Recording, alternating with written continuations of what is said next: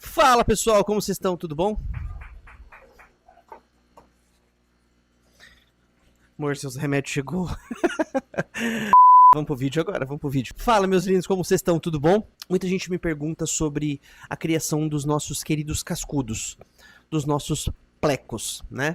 E eu decidi fazer uma coisa diferente. Vão ser 3 vídeos falando, explicando pra você conseguir reproduzir cascudos na tua casa, tá bom? Então, esse é o primeiro vídeo e bora pro vídeo.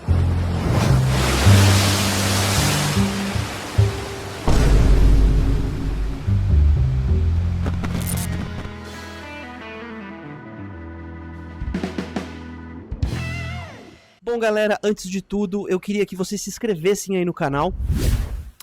Curte a gente aí. Se você não segue a gente lá nas nossas outras redes sociais, lá no Instagram, segue a gente lá no Instagram também, que isso ajuda demais, tá? E bom, vamos falar de cascudos, né? Pra quem conhece, pra quem me conhece, sabe do canal aí, sabe que eu sou um pouco fissurado em cascudos, né? Ó, blusa, eu fiz isso aqui, eu achei muito legal, ó, um pepitinha. Eu amo cascudos, né? E, infelizmente aqui no Brasil os cascudos não têm a devida, como é que eu vou dizer? A devida importância que eu acho que deveriam ter, né? Cascudos são renegados a... esse bicho aqui vem limpar o seu aquário. E isso é um pensamento completamente errado, completamente zoado.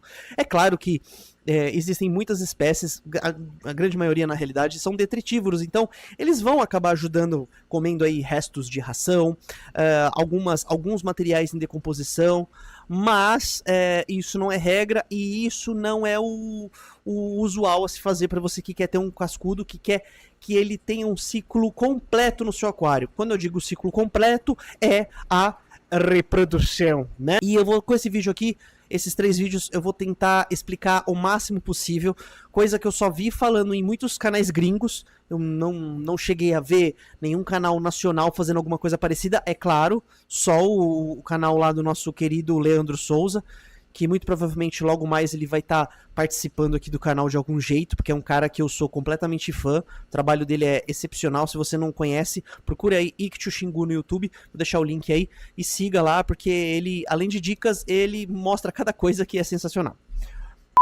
Primeira coisa quando você se propõe a criar um cascudo é pesquisar sobre a espécie. Eu acho que qualquer criação você tem que saber o mínimo da espécie para você ter êxito, né? Eu queria criar pepita de ouro.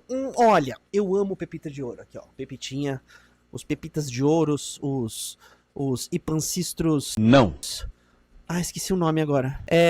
Você tem que pensar que quando você vê ele pequenininho, bonitinho na loja, ele é filhotão, né? Ele não tá maduro sexualmente ainda. E ele demora, né? E ele tem que ter um certo tamanho, um animal que não fica pequeno, um animal aí que passa dos seus 20 centímetros. Então a criação acaba tendo alguns poréns nesse ponto, em questão de peculiaridades de cada espécie, como a alimentação, como o tamanho final da espécie, como o tempo de maturação para aquele indivíduo estar apto sexualmente. Então é o tipo das coisas que você tem que pensar, né? Eu quero criar cascudo abacaxi. Pô, mano, cascudo abacaxi tem suas peculiaridades também. É muito mais fácil você criar cascudo abacaxi em lago, em coisas grandes, do que em aquário, tá? Porque eles têm uma tendência de eles mesmos fazerem os buracos para eles se reproduzirem, né? Coisa que outras espécies já não fazem tanto.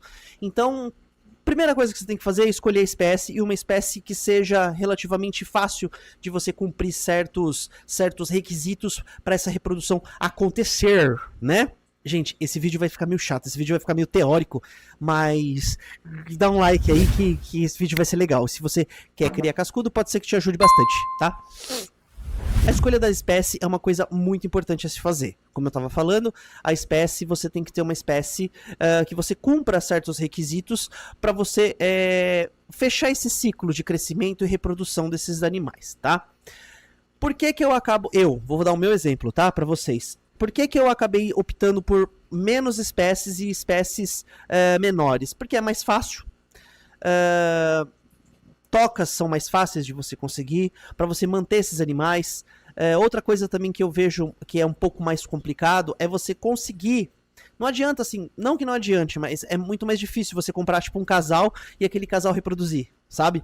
É muito mais fácil você manter um aquário grande, com vários indivíduos aí que eu digo mais de 6, 10, 12, para eles mesmos acharem seus parceiros sexuais e conseguirem reproduzir, tá? Ah, mas eu só tenho dinheiro para comprar um macho e uma fêmea. Não, beleza, tudo bem. Mas tenha em mente que acaba sendo um pouco mais complicado. É muito mais fácil quando você mantém um plantel grande desses animais adultos, reprodutivos já, né? Sexualmente reprodutivos já, do que você pegar um ou dois e tentar essa reprodução. É muito mais difícil. Ah, mas não dá? Dá. Não tô falando que não dá. Eu tô falando que dá, mas é um pouco mais difícil. Eu prefiro ter sempre, pelo menos, 2 machos e 4 fêmeas aí. Pelo menos, tá? Pelo menos, pra você conseguir ter essa escolha por parte dos animais, tá? E outros poréns também, né? Tem machos que são mais reprodutivos, tem fêmeas que são mais reprodutivas, e o contrário também, outros indivíduos que são menos. Então, é uma coisa a se pensar quando você for comprar os animais, guarde dinheiro e tente comprar mais, em vez de ficar comprando casal, guarda dinheiro, tá? Que a gente sabe que certas espécies de cascudos não são baratas, mesmo sendo animal brasileiro, não são baratos, né? Por exemplo, eu tenho alguns Ipancistros SP L333, que, cara, eu paguei coisa de R$ 160 em cada um. Ah, mas eu comprei já maiorzinho, beleza, paguei mais caro por causa disso. Acabei comprando de uma loja, não do fornecedor, porque na loja ele já passou por aquele período de adaptação em aquário, aquele período de aclimatação com a vida em cativeiro, que infelizmente muitos desses animais aqui no Brasil ainda são capturados, tá? Pessoal aí de Portugal, um grande abraço, pessoal da Europa, do Japão, tem muito já esse hábito de fazer a criação desses animais. Aqui no Brasil, infelizmente, a gente ainda depende de muitos animais capturados, tá? Ah, mas não tem criador? Tem criador, mas são poucos, tá? Comercialmente falando, ainda a grande maioria é capturado. Por N motivos, mas isso fica para um outro vídeo. Guardou dinheiro, compre um plantel legal de animais. Se você não tiver dinheiro para comprar os animais já adultos, tudo bem. É até legal você comprar os animais menores, porque com o tempo que eles vão ter esse crescimento, eles vão se adaptando mais ainda à vida em cativeiro se forem animais capturados, né? Eles crescendo no aquário, eles vão se adaptar muito melhor, tá? E a tendência de uma reprodução mais, como é que eu vou dizer, de mais êxito é maior. Só que tem um porém, tá? Se você comprar animais muito pequenos, tenha em mente que vai demorar pelo menos 1 ano, até uns 2 anos para você ter as primeiras crias, tá? O crescimento desses animais, a maturidade sexual não é atingida em 2, 3 meses, não é. Tá? São animais longevos, são animais que têm uma vida aí de mais de 5 anos tranquilamente dentro do aquário, tá? Isso aí pegando principalmente os animais que eu crio aqui, que são Ipancistros, várias espécies de Ipancistros e algumas espécies de Pecótias, tá? A Pecotia vitata eu acho que é o mais comum que eu tenho aqui, que é o cascudo tigre, é um dos mais comuns, né? Mas tenha isso em mente, às vezes vale a pena você, para gastar menos e comprar mais indivíduos, comprar eles mais juvenis. Geralmente menorzinhos são mais baratos. Geralmente, né? Depende muito do estado onde você tá, do teu fornecedor, de N motivos, tá? Bom, vamos lá. Fez essa escolha desses animais, outra coisa que você tem que ter em mente, tá? A qualidade. Quando eu falo desses animais amazônicos, principalmente animais do rio Xingu, você tem que ter em mente que são animais de uma água muito limpa e muito oxigenada e quente. Tá? Por que eu digo isso? Muito do estereótipo que a gente vê aí em cascudos, quando a gente fala cascudos, vem aí o cascudo abacaxi, um cascudo que foi pego no meio de um lamaçal. Ah, esse cascudo, vários vídeos na internet mostrando eles vivendo em qualquer lugar. Assim, tem algumas espécies de cascudos que são realmente assim, são tanques de guerra, né? O pardalis, o próprio pardalis, o abacaxi, né? São animais absurdamente muito resistentes, né? Só que, geralmente, as espécies mais ornamentais, as mais coloridas, as mais bonitas, que aí vão envolver diversas espécies, né? Ipancistros, Pecótias, panax pequenininhos. Eles são animais de outros lugares, né? Vou dar o rio Xingu como exemplo, né? O rio Xingu lá no Pará é um rio completamente de corredeira, né? Uma água muito limpa e uma água muito quente. Então, para você ter sucesso com esses animais, o ideal é você tentar trazer para o teu ambiente fechado, para essa criação ex situ sua, deixar o mais próximo possível do ambiente natural desse animal. É o ideal, tá? É o ideal. Ah, mas eu tive um cascudo que criou numa toquinha de, sei lá, e a temperatura não era tão alta. Assim, pode acontecer, isso vai variar. Geralmente animais criados tendem a ser mais tranquilos para se manter em aquário do que animais capturados. Animal capturado, mais uma vez, vou estar sendo redundante, mas ele tem que ter esse período de adaptação e ele pode ser que demore um pouco mais para se sentir à vontade o suficiente para a reprodução, tá? E é claro, nesse ambiente que eu digo, temperatura alta, tá? Uma circulação boa, justamente para você ter uma oxigenação muito boa. Esses animais vão precisar de uma oxigenação boa, tá? E por geralmente estar numa temperatura mais alta, você tem que suplementar ainda mais essa oxigenação. Porque, teoricamente, a água muito quente, ela não tem uma fixação muito boa de oxigenação na coluna d'água. Então, você tem que suprir isso bastante com oxigenação e movimentação.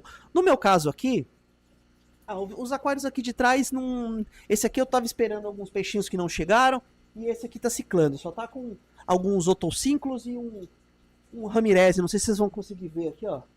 Um ramirez ouro, lindo, lindo, lindo, um machinho, que tá super bem aqui. Mas depois eu mostro os aquários do outro lado aqui e os aquários que eu tive mais sucesso na reprodução, tá bom?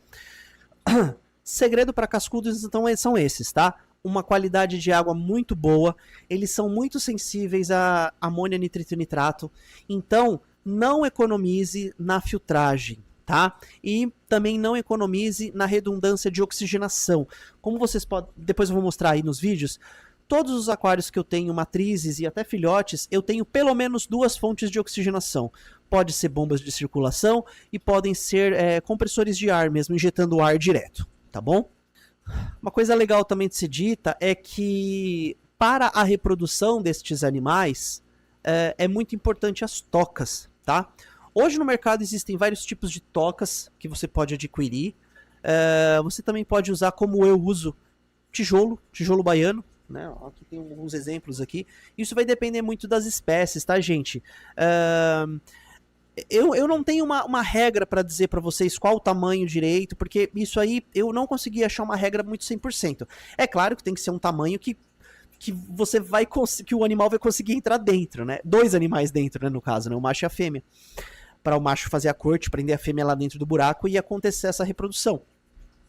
Mas eu não consegui achar uma regra exatamente. Buraco quadrado, buraco redondo, é melhor você comprar toca, é melhor você usar bloco. Assim, gente, sinceramente, não tem uma regra. Pelo menos pela minha experiência de criação, eu não achei nenhuma regra. Eu acho que vai depender muito dos indivíduos e da espécie que você está trabalhando, tá? Eu já tive sucesso em tocas.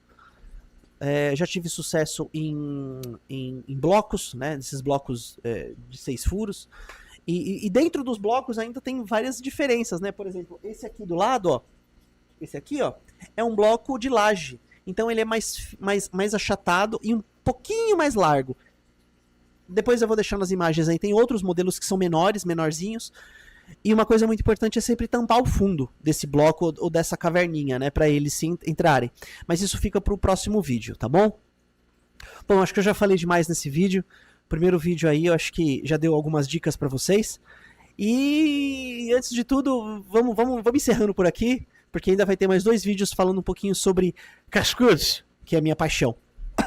E eu gostaria de pedir para vocês se inscreverem no canal, seguirem a gente lá no nosso Instagram também, que é muito legal. E se você quiser deixar perguntas aí para os próximos vídeos, deixe aí nos comentários perguntas sobre a criação desses animais, tá bom? Que vai ser um prazer responder. Tá bom, gente? Então, para o vídeo não ficar muito longo, como vão ser 3 vídeos, vamos ficando por aqui e tem continuação. Um abraço e falou!